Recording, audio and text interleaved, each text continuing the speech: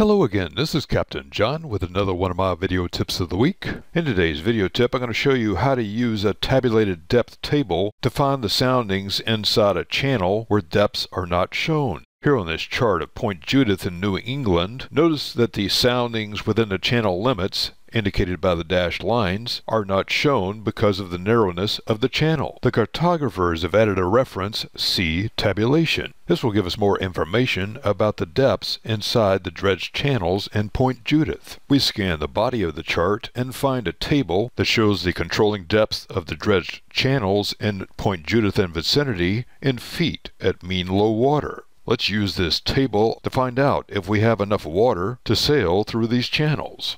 The table shows 4 columns: the name of the channel, depth and mean low water in feet, width in feet, and the date of survey. Let's concentrate on the first 3 columns. From Point Judith channel entrance to the state pier at Jerusalem, we have 14 feet of water for a width of 150 feet. The East Branch channel shows 14.1 feet, and the width increases to 225 feet.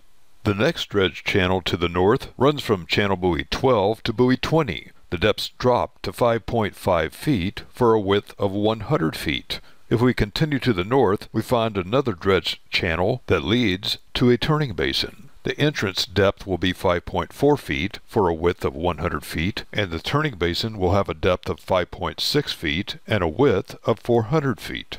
Now you know how to use a table of controlling depths along with the dredged channels on your chart to determine if you have enough water for sailing safety. Use these easy sailing tips for safer sailing this season wherever in the world you choose to sail or cruise. This is Captain John, and this has been another one of my video tips of the week. Find more sailing tips and techniques on www.skippertips.com.